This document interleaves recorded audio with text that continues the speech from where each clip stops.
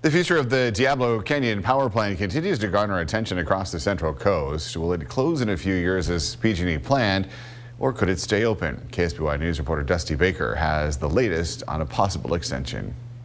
In a response to proposed legislation to extend the lifespan of the Diablo Canyon Power Plants, 9 mayors have come together from the Central Coast to craft together a letter to send to Governor Gavin Newsom in order to help shape that legislation.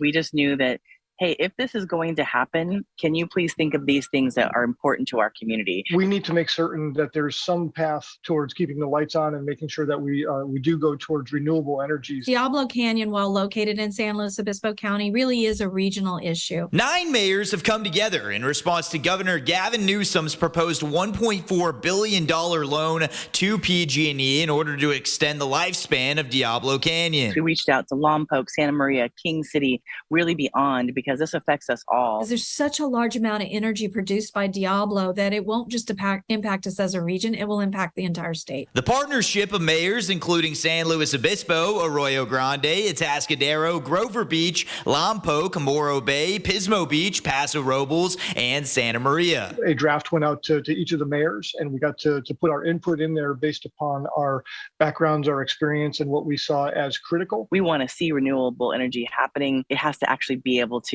provide power for all of us. So we have to really look at how do we grow that. With the goal to share policies they believe should be involved in legislation geared toward extending the power plant. So as we look at renewable energy, if we're not there now, let's not see an extension that's just for a couple more years. Let's make sure we're tying this extension to actually adding to renewable energy. And that means getting rid of some of the regulatory barriers that might be coming from federal or state. With safety of their respective communities being the overall concern. This is public health.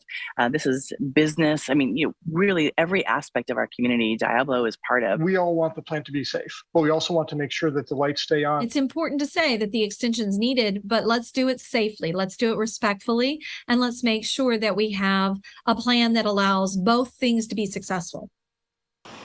Public comment is being encouraged at this time. It will be accepted until August the 31st. Reporting at Port St. Louis, Dusty Baker, KSBY News. Some of the topics focused on in the letter include safe operation, limiting the term of the extension, and preserving the 12,000 acres of land in consultation with its native people. And several things have taken place since PG&E announced in June of 2016 that it would not seek to renew its licenses once they expire. That November, PG&E reached a more than $122 million tentative settlement with San Luis Obispo County and 6 cities. In 2019, a study found the plant's closure would have an $801 million economic impact. The county then announced it would be receiving more than $23 million from PG&E to reduce the local impact from the plant's closure. So far this year, SLO County supervisors voted in favor of sending a letter to Governor Newsom backing efforts to keep Diablo Canyon open. New state and federal funding became available to help keep the plant open, and earlier this month, Newsom proposed extending the use of the power plant.